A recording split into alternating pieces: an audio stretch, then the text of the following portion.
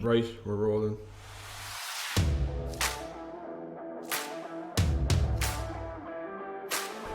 On this podcast, we'll be talking about different areas of business and all things marketing. My name is Dave Doyle. And I'm Dave Alton. This is Social Antics, another marketing podcast.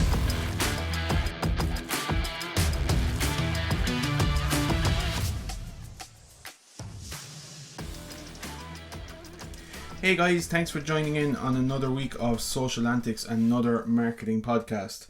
My own name is Dave Doyle and I'm joined by Dave Alton. How are you, Dave? How's things? Not too bad. Usually you ask me that question. How has your week been, out of interest? 16 episodes it's took, I think, for you to ask me how I'm doing. I'm not a very considerate person, to be fair. Like, I wouldn't even it's a very transactional relationship. We go to the podcast, we end it, and then we move on till next week. How am I? I'm not too bad. A busy week. Yeah, it's actually very weird for you to ask me. I actually wasn't prepared. That's one thing I didn't prepare this week. Fair enough. It's been it's been an interesting week, I suppose. Even outside of marketing, like we were both saying, we looked in. There's not a massive amount happened this week in terms of big news, I suppose. There wasn't. There was a lot of interesting marketing stuff happened, shall we say? But in terms of something big like the Uber story last week or something like that, there wasn't really much, to be honest with you. There was the rioting in Dublin, all right. That was a not a great moment for society. So we'll chat to you next week. Yeah, that's it. Yeah. Yeah, the rioting was interesting in Dublin. Look, once again, social media doing its part, spreading the awareness. Depends on what side you're on. But some people are just fucking stupid as well. Like, there is like there's no like. I mean, there was.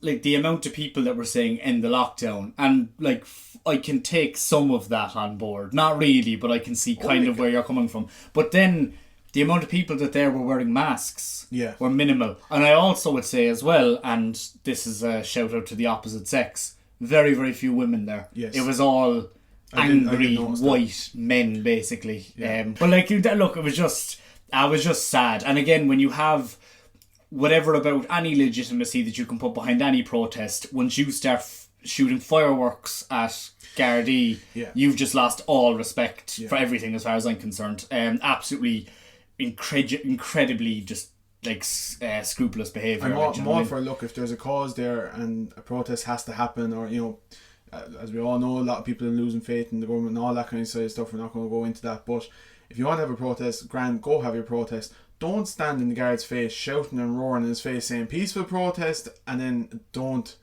and then get annoyed basically when he slaps the head off you. Do you know? Yeah. So, it's one thing that I actually did notice. So like, you're provoking. That's all they're doing, just provoking. And there's a camera at the wrong time or whatever it is. And obviously, look, there's background stories to all these, and we don't see the full picture. That's the beauty about social media. You're going to see 10 seconds of something, but no matter what, bringing a firework and shooting at a guy's face. But you see, it's very hard to look. And again, I am sure there are some people, very, very few I would imagine, that have some legitimate reasons. But like, again, you had the photograph of the two women, and there was spelled wrong. The RT thing. And then you had the stories come out, the interview. I think Mark Tighe did an interview for the Sunday Independent.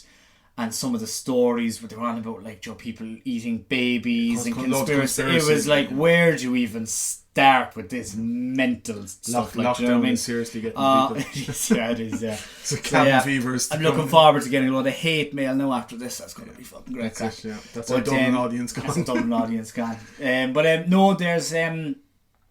No, it was sad to see it, really, to be honest with you. The one thing that I did actually take out of it, though, which I thought was interesting, is that, like, you see a lot of rioting probably in the UK and America recently enough, and a lot of it is kind of anti-establishment, anti-authority, and so on and so forth.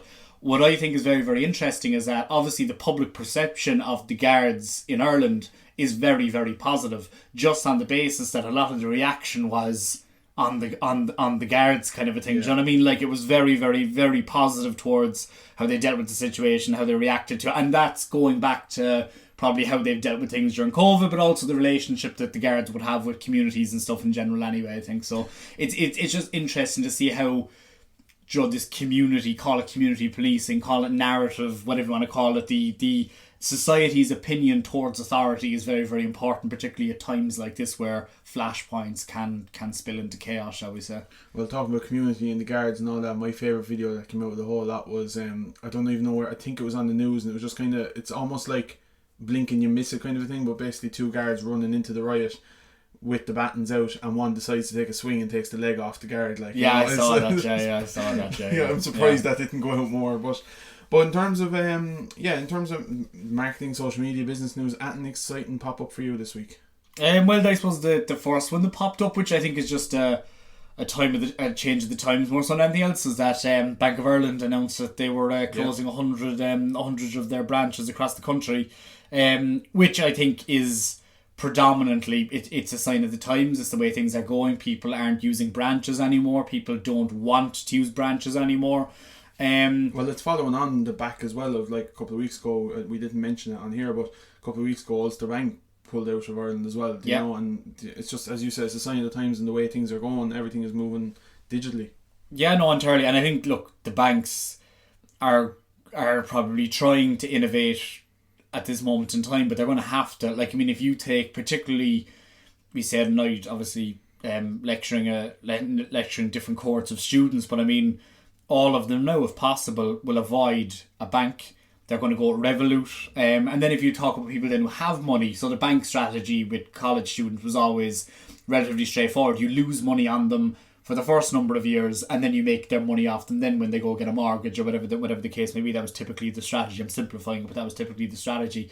Now, you're not even onboarding these guys or the students kind of at a younger age, just purely because it's easier for them to go online, sign up for Revolut, photograph your passport, photograph your driving license, card arrives in the post, and the functionality in these apps is a million miles ahead of what you get with all of what the other what the kind of traditional bankers do. Fantastic in terms of its online, you know, capability, as you were saying there, the capabilities, the ease of it, you know, just the customer, you know, the interface is just fantastic, and like, I would use online banking with Bank of Ireland, and I would use online banking with Permanent TSB.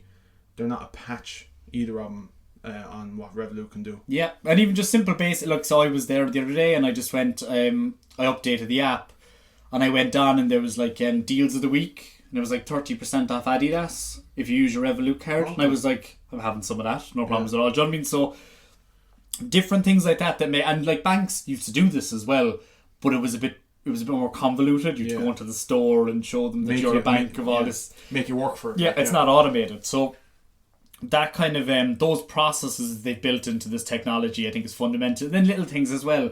The saving tools, take your change, put it into a savings account. Joint vaults, all this kind of all stuff. This kind of stuff, splitting bills, just basic day-to-day payment functionality that you would have used traditional cash for, but now you have to translate that into whatever online product that you're offering people.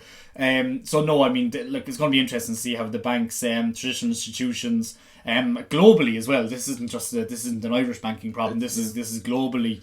Well, if you think about it, then, you know, did COVID hit at the right time for these banks? Because you look at the likes of, you know, Bank of Ireland and all this, and they got the new CEO there a couple of years ago now, Francesca. Her whole thing when she came in is one of the main goals that she set out was to make the bank more digitally friendly. So they started, you know, cutting down, you know, basically nowadays a lot of these banks are an ATM room with a cover. You know, it's almost like your staff have become your security guard, and that's it. There's no face-to-face tellers anymore. Yeah, but digitally friendly is not the same thing as creating customer experiences via digital technology. It drives me nuts when you need to go and speak to someone and you can't. That just drives me nuts. But the thing is, this has been being rolled out for the last couple of years to make the banks, you know, pushing customers online. I think, you know, and we've seen it across a couple of different industries. You know, COVID's hitting, it's given them the excuse. Right, now is our chance. Get online. You know, I think it just came at a good time for them that they can go and do it. And obviously, look, you know, staff are probably going to be moved around. Some are going to be offered packages, whatever it is. You know, just to, you know, it's going to be a good time for them to save. Yeah, they're going to have to innovate quick because, again, even people of my generation now, and there's so many places now you can put your money outside of traditional banking and institutions. Like, so again, via Revolut, You can invest in cryptocurrency. You can invest in stock. Now, again, the mechanisms that they do that, I would question. But again, you can do it. If you want to set up a Kraken account or Coinbase account to invest in cryptocurrency, which is all the kind of the rage at the moment, then absolutely you can. And when you are, and there's a huge trend or an emergence at the moment towards what we're kind of referring to as passive income and kind of quick wins, and a lot of generations now are always looking to, how can I increase my salary from 30 to 40 or 40 to 50 grand via engaging in some of these kind of in day trading and things like that, and people are being drawn into it, We won't not mention really a certain knowing. fella's name, but the side hustle, isn't it? Oh, the side, yeah, it's all that's it, side hustle, yeah. Whereas like the conventional way that you would invest is that you invest and you keep something there, and then compound interest takes its toll over a number of years, and you're going to have interest accumulating for when you retire. Whereas now people are looking for the quick win, and I can see, like I did. It was for my own research more so than anything else, and I've invested in some crypto and stocks and stuff in the past, but you're never getting that back.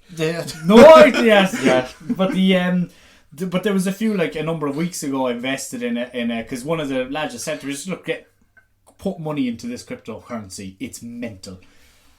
And I put 200 quid in just to see what would happen over a period of kind of 2 weeks. 2 weeks. What a job you have. I swear to God, within 5 days, that 200 quid was up to about 700 quid. Did you do the smart thing and take it out? Or No, because I was doing it generally to be interested to see what I was actually doing, and now it's back down to like 220. But this is in the space of like weeks. So this isn't in the space of months or years. Like, do you know what I mean? So like the volatility of these markets is incredible, but I think that actually adds to the excitement of the whole thing for people, and therefore they're willing to put the money into, and it's gambling essentially, on these things, because again, it's a place that they can put their money. So again, in terms of fintech and like financial, and there's things like, you know, robotic software there in terms of automated stock purchasing and all that kind of stuff. All that kind of stuff is going to feed into the access to stocks, access to cryptocurrency becoming more legitimate one as more people start doing it. There's obviously a trust and a credibility issue there that still exists with cryptocurrency. But when you have the likes of your Revoluts, for example, buying into this, then all of a sudden these are product offerings that the bank are currently not offering, and that presents a huge problem for the banks essentially if they're looking to capture people early along the funnel. Now, that being said, again, like I said a while ago, banks don't make money off consumers when they're students or when they're younger. They make it off them when they're kind of older in life, shall we say. Making the big decisions. Looking for a mortgage, exactly. Looking for a mortgage, looking to adopt a dog, whatever you want to invest your money. And what that basically means is that you're just pushing the consumer down the funnel. Yeah. And then how do you capture people at that stage? And there's going to be issues there around, well, you don't have a banking history because everything is tied into Revolut, which isn't a bank, or if you are someone who invests or has a track record of investing in crypto stocks, it's not going to look in a digital. What does that look like? I mean, traditionally speaking, you may as well be walking in with Paddy Power in your bank. And that's the thing, that's the example that I was going to give. Like, I don't gamble on things like sport and stuff like that, but a lot of my mates who would use like a Revolut or something like that to have their gambling because they didn't want it showing up in their bank account. When I went for my mortgage, I had the Revolut statements printed out. To me, it's a bank account I own. You know, I have that kind of view on it. But when I went in, the mortgage didn't look for it. It didn't matter at all. I could have had thousands in there. I could have been in somewhat in debt in there with the stocks and all that kind of stuff. They didn't look for it at all. It didn't show up. So it's interesting that they don't even worry about it, you know, because it's what's coming through your bank account with them essentially is what they're interested in. Again, I don't know a huge amount about this area, to be honest with you, but the in terms of the banking market in particular, but there is a clear consumer trend towards these more disruptive fintech products, and you would just worry for the banks that if these fintech products started offering things like the loans, the mortgages, where do they go to lie then? Do you know what I mean? I think going back to the initial thing we talked about in terms of that physical experience of walking into a bank and chatting to someone if you have a problem. Now you're being, you know, it started out that the phone's over there, go give them a ring or I'll dial it for you. You know, it started out with that, and now it's you can do this online, check out the frequently asked questions, whatever, everything's being pushed online. That is going to hurt the reputations of the banks even more now. And it's a different dynamic. Like, I remember after the last crash, there was this kind of metaphor going around the place, whereas if you had a kind of a country town or a country bank, and there was a repossession of a house, or someone had fallen behind their mortgages, and there was a huge amount of that going on post crash, that they wouldn't have the local manager doing it because he'd know everyone. Yeah. They'd bring the big gun down from Dublin 3 or 4 times a week, and he'd be the one with the shotgun to take people out and all the rest of it. And that, again, that relationship that people have with their banks is, one, it's a good one because it means they're less likely to evict you, or whatever the story is. I'm generalising here big time. But like, if you have an issue with like a multinational bank in terms of a loan, getting in contact with these people is not the easiest thing in the world. Like, I would still say that, and I have a Revolut account, I have an N26 account, whatever it's called. I have a few of those kind of accounts, and I've tried out things like your Robinhoods of this world as well, again, just to understand what they're like. The customer service is appalling. Like, the product is Revolut, brilliant. Is all of them. Every single one of them are appalling. It's kind of like, you know what you're getting, because you think about, right, I as I said, I'm with Bank and I have an account with Permanent TSB was the first one. So I'm like, Permanent TSB was, you know, the more it sends you to get your bank account, the more it was with Permanent TSB. So I went there. Do you know, that kind of thing. So I've always been with them, but as I said, I'm used to going into a bank, dealing with a teller, whatever it is. I've signed up to Revolut knowing there is no physical presence. There is no... So I'm not too worried about having that kind of customer service unless something goes wrong. So that's the kind of... the barrier, I suppose. It's the jewel, but the difference is that, like, you would have grown up and you've got your first bank account. Yeah. Like, do you know what I mean? Whereas, again, in a world where your first bank account is Revolut, that relationship doesn't exist. That doesn't filter into the decision making process. But again, I think it's when, like, you never want to talk to your bank unless something goes wrong, right? Yeah. Wages don't get paid, money gets lost, whatever the case may be. And again, if you are trying to talk to someone in Revolut HQ, whatever that is, and trying to get something resolved, it's a hell of a lot easier to deal with your local bank manager. So again, that customer service element, there are some types of customer service that you love to be automated. Your Deliveroo is late, that's fine, it's 15 quid gone or whatever. Whereas when you're dealing with things like your wages, your money and all this, that's where that customer service dynamic, I think, will become more important, and it's where the banks will still win out. But would they be able to kind of capture a lot of the market lost as well? Like, personally, I understand the reasons why Bank of Ireland would look to close the branches. Like, there's not many people going into these, especially now with COVID. You know, it makes total sense. You know, the younger audience are just doing everything online, or, you know, through, you know, ringing up customer service, as you already said. So I get it from that point of view in terms of business. It is a somewhat of a good business decision, but the thing is, I feel sorry for the real, like, it's particularly in Ireland. It's grand for us in Cork, you know, we have a couple of branches to choose from, but someone in a real rural place, that's it, it's gone. They have to travel 40 minutes to their next branch, you know, and the hope that there's someone there to talk to.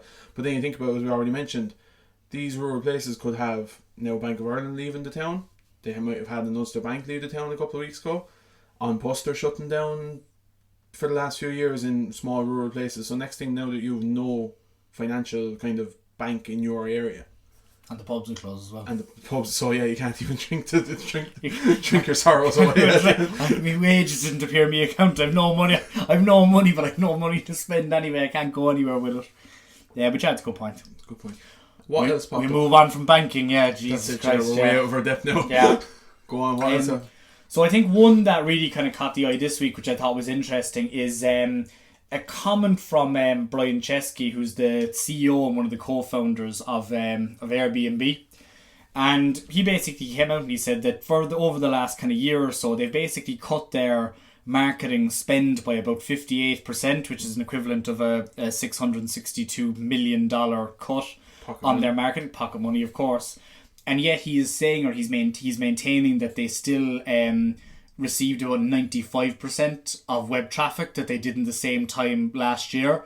So as a learning experience for them, what he's basically suggesting is that they are now going to pivot their strategy from more performance marketing, so search, pay-per-click, AdWords, so on and so forth, towards more kind of brand storytelling, public relations, and that kind of element of it.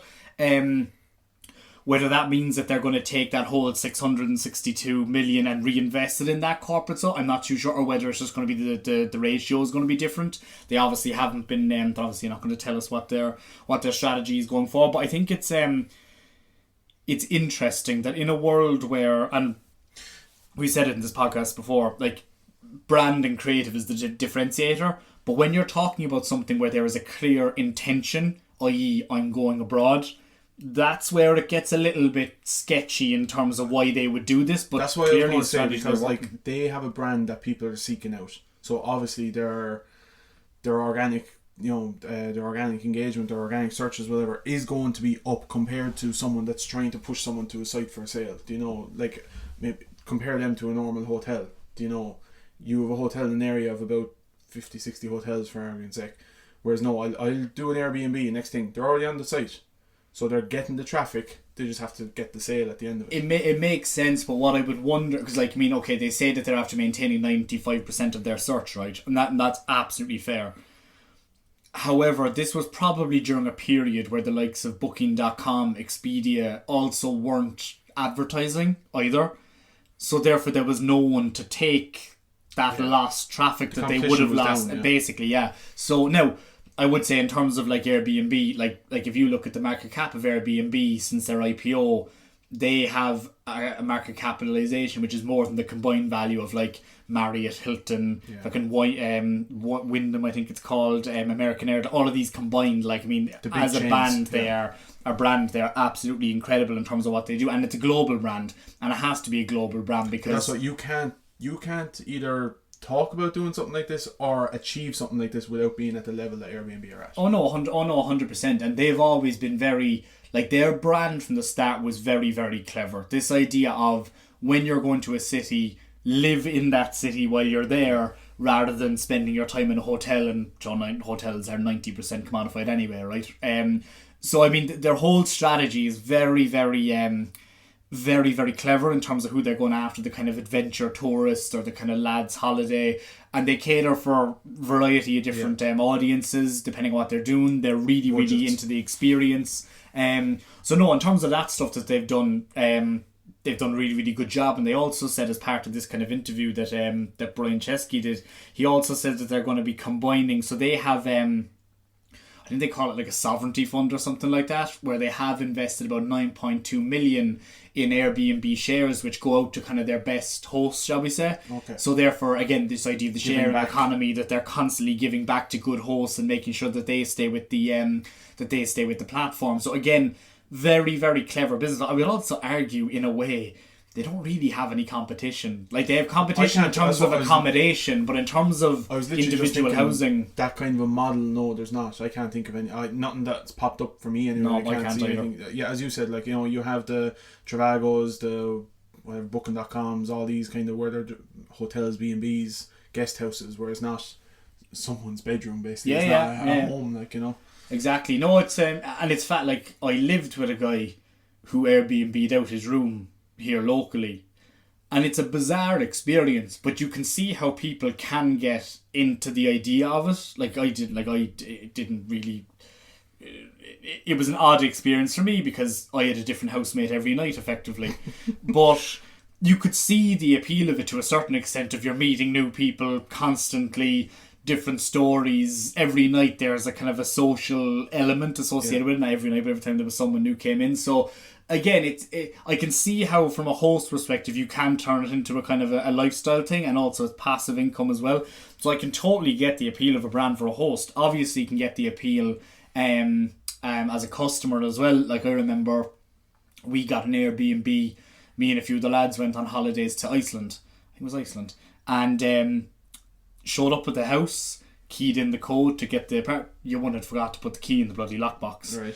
And in fairness to Airbnb, they had money in our account very, very quickly so that we could go and book a hotel. So, like, I mean, their customer service was spot on as well, because otherwise you're stranded in Iceland with no. Now, what would we have done if there was no hotels? I'm not entirely sure. That would have been great fun, slumming it in Iceland, sleep in a volcano.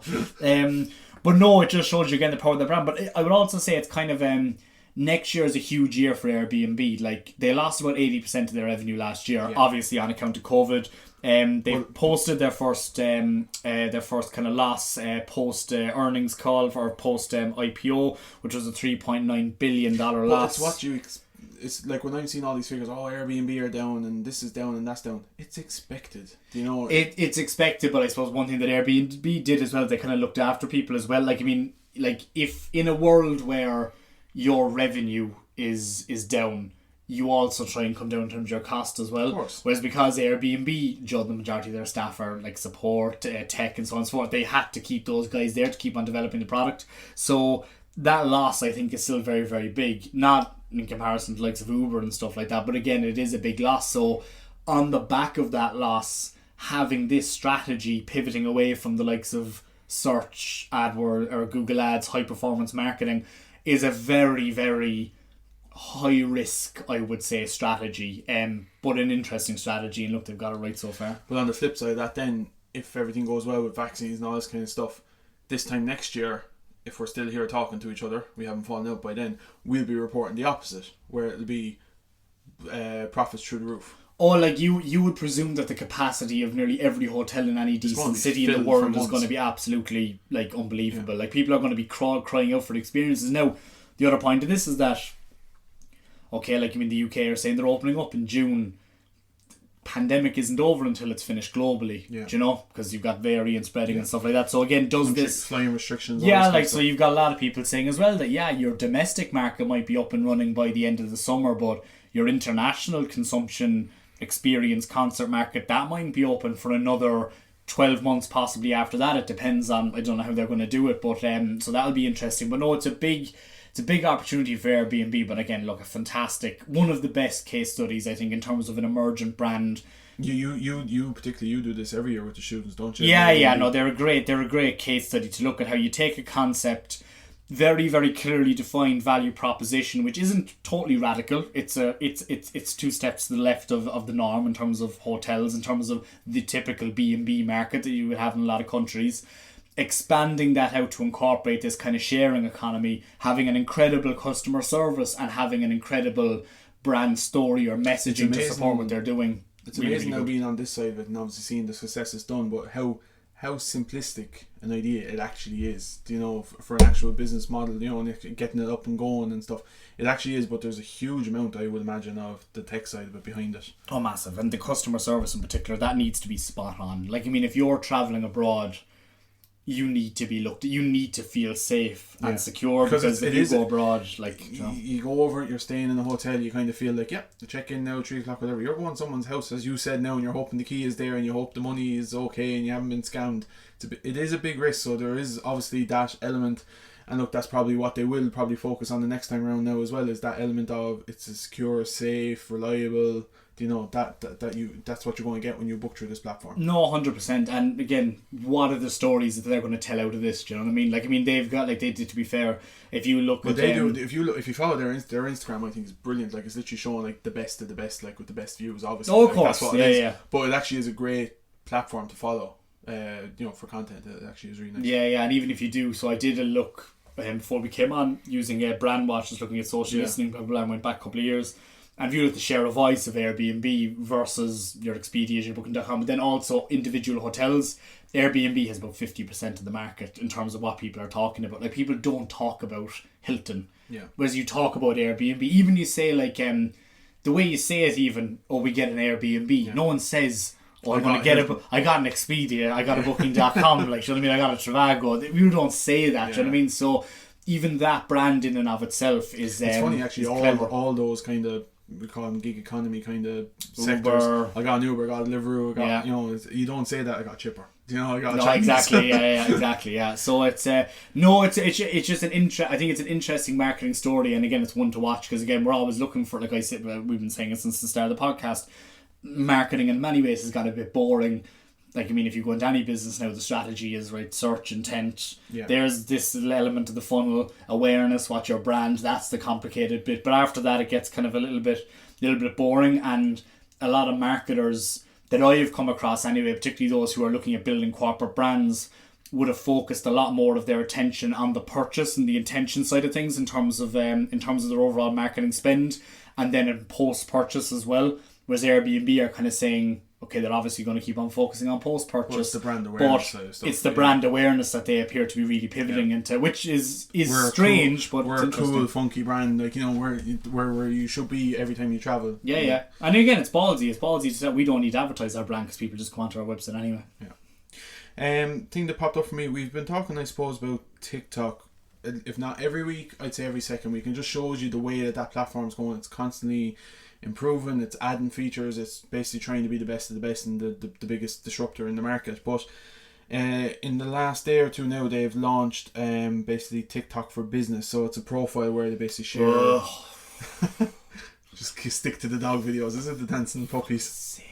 Go on, what are they doing? Basically they're coming up with a profile within the app that's going to share marketing tips, usage insights, preview upcoming events, to help advertisers make the most out of the platform. So they're obviously trying to get more brands onto the platform, more so than individual content creators or just we said this, was worried about this. We said, how are they going to monetize the platform, and when they monetize it, are they going to ruin it?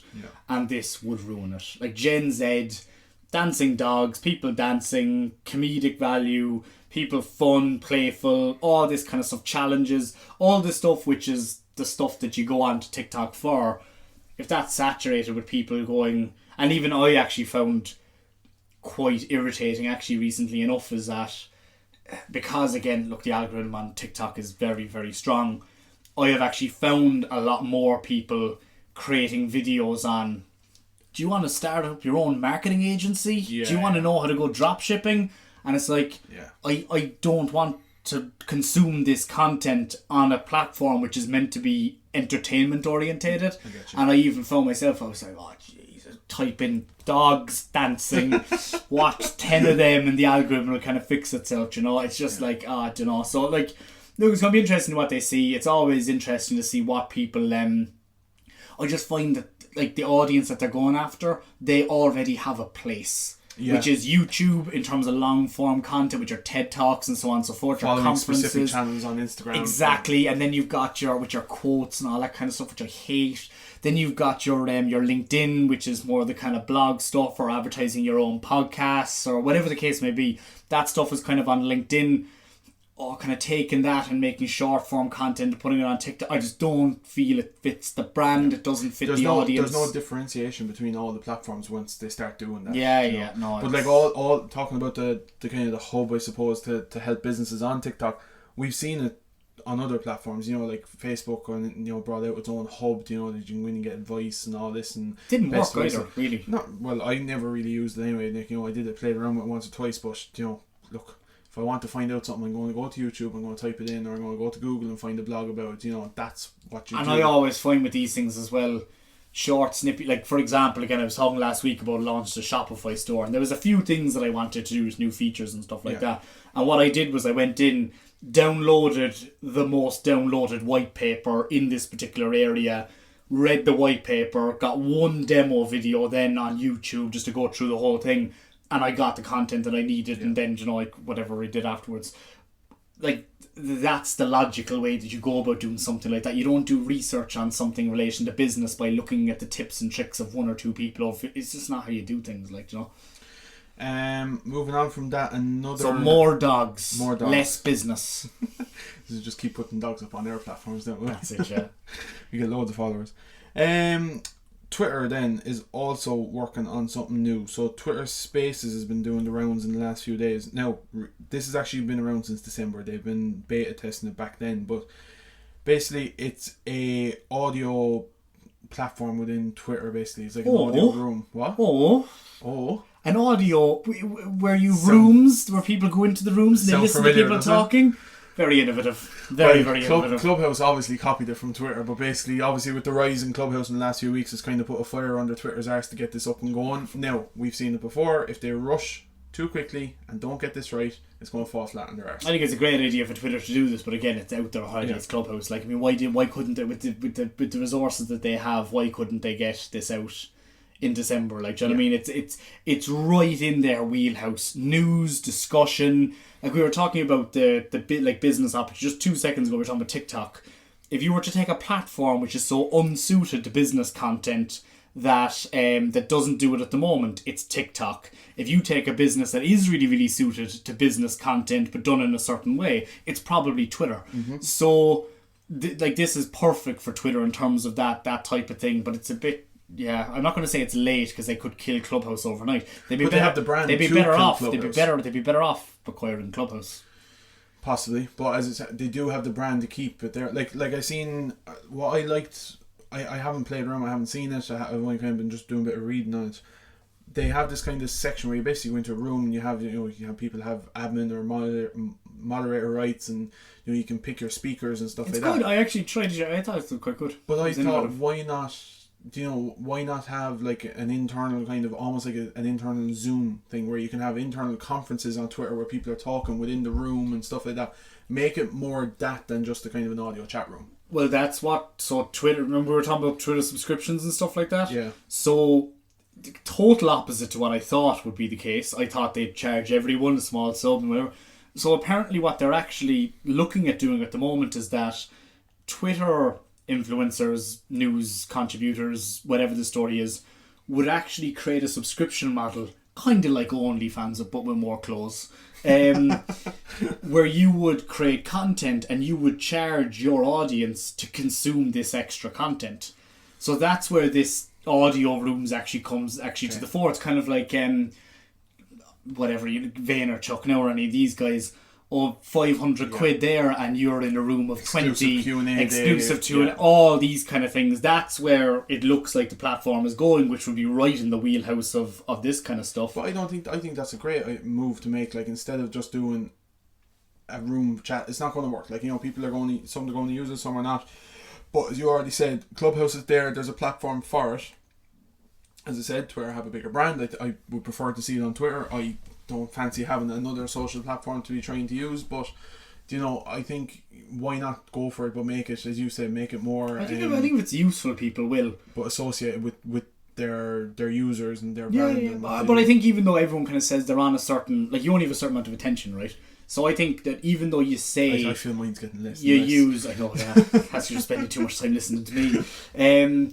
If you've got a certain amount of attention that you're going to attribute to certain platforms in your day, let's say, like, time is finite, so you're going to divert your attention to different things. So even though, for example, I'm on Facebook, TikTok, Twitter or whatever, I dedicate no time to Facebook at all. I dedicate no time to Instagram. I dedicate no time to LinkedIn. Everything at the moment is actually kind of Twitter, TikTok, and then your Spotify's and all that kind of crap. So I think, if this came out and it was Twitter, would it take from possibly the amount that I would consume on Spotify? Possibly it would. Yeah. Do you know what I mean? So you're looking to always leverage consumers' attention, and if you can kill two birds with the one stone and have your text-based chat and have your audio as well, then that could be a really, really successful product. But look, let's see what they do. I like Twitter. I hope they don't ruin it. Hopefully. What else have you got on the list there? Sorry now. Paper. I lost my notebook. Paper, save the environment. Save the environment, yeah, absolutely. So there was a few interesting ones, I suppose. So Hasbro decided to drop the Mr. from their Mr. Potato Head brand, which was first conceptualized and launched in 1952. And obviously is most well known for its role as a key character in a fan favourite Toy Story. Small budget film. small company called Pixar put it together back in the day. So the potatoes now gotten gender neutral potatoes. Mr. Potato's lost out to the PG, is it? Yeah. I'm fed up with seeing every week now. We're seeing every week we are coming across another. You can't say this, you can't say that. And I'm just kind of a bit sick of it now. It's Mr. Potato. Get over yourselves. I thought. See, I didn't know this. So what I thought, and you corrected me wrong. Well, I don't know if I corrected you. What I thought was happening was that the if you look at their brand architecture, the actual brand itself was called Mr. Potato Head, and then within that they had a product range which was like Mr. Potato Head, Mrs. Potato Head, and so on. So the brand characters were remaining, but they were removing the gender from the overall brand, which I actually thought was okay. I didn't mind that. I when you say corrected, I could be getting in arseways as well. But what I read and my understanding of it is they're getting rid of Mr. Potato Head, getting rid of Mrs. Potato Head, and they're going to basically just have Potato Head, and you can get accessories. As an Irish person, I think we should get one of these as like a mascot. I think that's racist against Irish people. Potato Head, yeah. Spud Head. Oh, yeah, look, every week we're coming across something different about you can't say this and you can't say that, and as I already said, and I'll keep saying it, I'm sick of it. But I wonder with all, like with these, because like, I mean, a lot of brands again engage in social issues. It's a plastic potato, like. I know that's kind of what I was getting. It's kind of like you've got Nike and Kaepernick, and you're talking about social injustice and Black Lives Matters and all these important things, and then you've got a plastic toy from children's favourite television show, Toy Story, and they're removing... Yeah, I was going to say...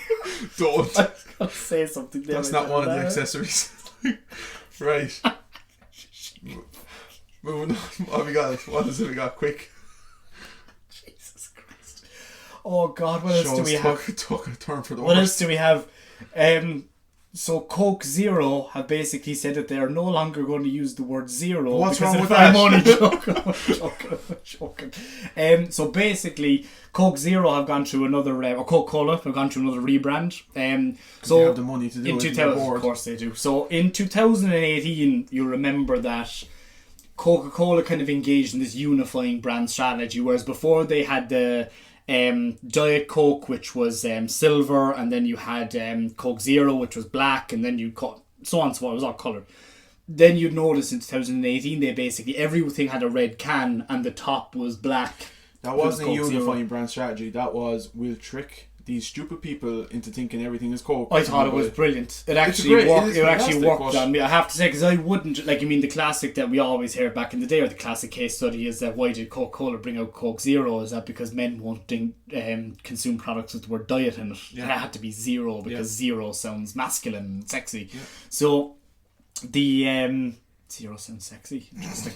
So it's the tagline. It's the tagline. Yeah. So so this is kind of a pivot from that again, whereas now it's the full red Coke can, but the text is in black as opposed to your traditional white, which is what your classic Coca-Cola is. So, like, I saw it in the shop earlier on.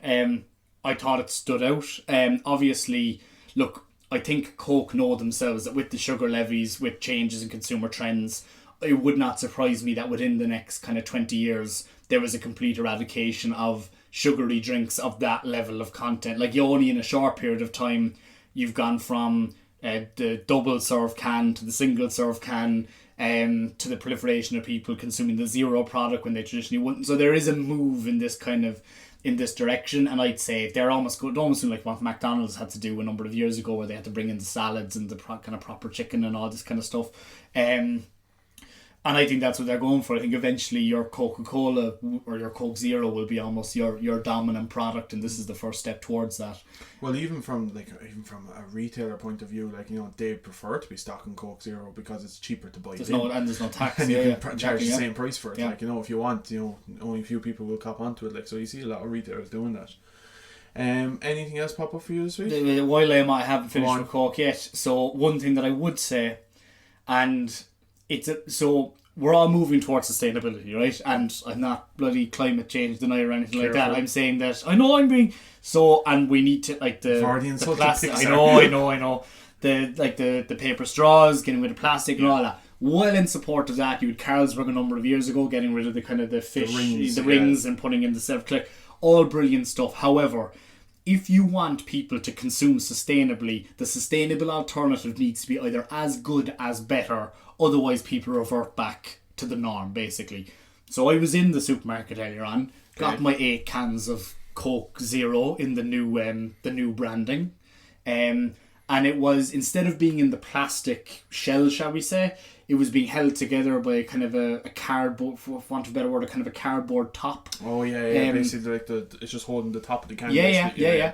And what happened? I picked it up, and all the cans fell out the arse of the fucking thing. And of course, we're in COVID, so I couldn't just pick them up and put them back on the shelves, because then people would be getting fucking. So I had to basically stand there like an Egypt in the middle of a supermarket. A manager came, and I was like, well, like, it's not my fault. The box fucking. I didn't rip out the cans and start smashing them off the floor like a moron, you know. So again, what did I end up doing? Went up going and getting a big plastic bottle instead, because I knew that wouldn't break. And that's the point, is that with all of these solutions, make sure it works. And even I even find the straws, the paper straws, they don't work. They just basically they go to mush. They disintegrate. And it's a horrible experience. And I know, like, again, the point here is that it's all well and good being environmental, but consumers are going to opt for the more enjoyable experience 90% of the time, because we have to assume that the majority of consumers are very, very individualistic, and if they're not individualistic, they care about their immediate community or group of friends or family, whatever the story is. So if you do not create products which are, again, either better or as good as the non-sustainable or unsustainable alternative, then people are just going to revert back. And obviously there's legislation you can bring in, just ban all plastic, like you can go about that way as well.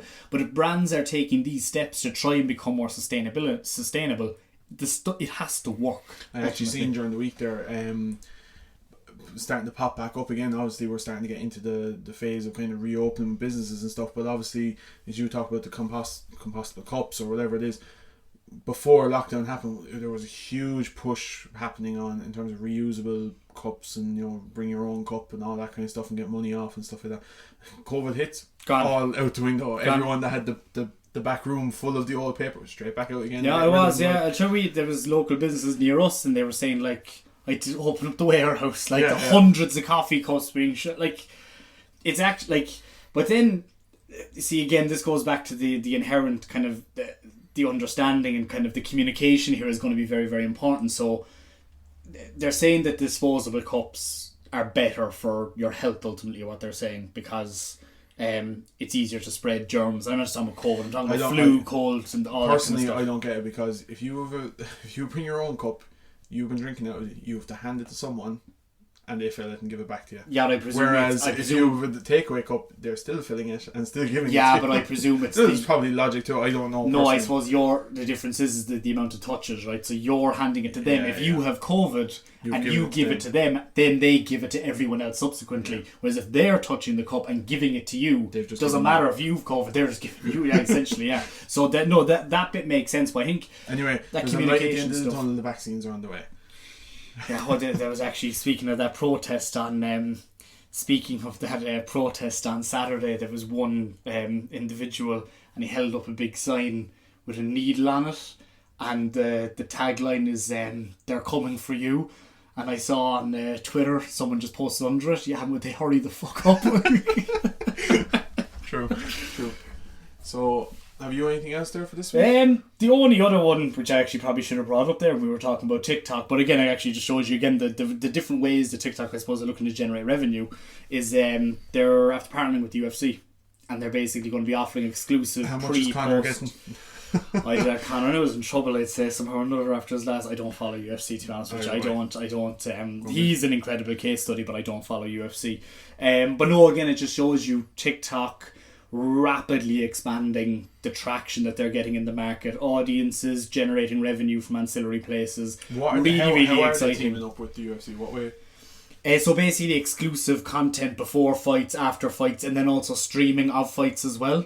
Okay. And I don't know exactly what the makeup of the partnership is going to look like in terms of the content side of things, but there's obviously going to be exclusivity here in terms of what you're going to be able to. And actually, remember we spoke last week about TikTok possibly creating their own teleshopping channel. So obviously there's a move towards more long form but instantaneous content, and that I think will be very, very powerful for them. They're partnering up with everyone, obviously, to create better, like, because we talked about a few weeks ago where they were partnering up with was it Universal Music or Warner, you know, all the record labels for all that kind of stuff, because obviously, look, there's a huge amount of viral videos with a serious amount of, you know, it's kind of picks a track, or, you know, the whole challenge 100%. Is done on a track or whatever. So there's obviously huge money being lost or passed around somewhere. I mean, you'd imagine now, if you are Justin Bieber's agent, or whatever the story is, better than someone to create a challenge. How do we turn this into a challenge? Yeah. And that is the number one conversation now. And I've actually found it myself. If I'm scrolling through TikTok and I hear a song, I'm like, oh, what's that song? Do you know what I mean? And then you're going into Spotify and you're searching, and it's actually really, really interesting. If you go on to YouTube now, some of the highest searches are for TikTok video song of this challenge or whatever the story is. Do you know what I mean? So the search patterns are changing as well. So no, I'm really kind of as a marketing person, I'm very, very excited about what TikTok are going to be doing to break this kind of convention. As we said, we do seem to be talking about it every week or second week that there's something new, and it's not small things, little features. They're launching big things into it. But and let's talk about. Look, we spoke today about two things. One, Airbnb coming out of performance marketing, which is Google and YouTube, and then you've got TikTok innovating in terms of the creative and kind of attention side of things. Again, there's gaps here to be filled, shall we say, in terms of consumer attention. It's going to be very interesting to see what happens. Brilliant. Well, I think that's everything for this week. Thanks again for listening. Next week we have a guest coming up. It's Dennis Finbrachron from Galway. Basically, digital marketing expert, runs his own podcast, kind of involved in a couple of things up there. So we'll be getting his take on different areas of social media, personal branding, and content creation. So make sure you listen in next week. Once again, you can follow us across all social media platforms, and thanks very much again for listening. Chat to you next week. Talk to you later.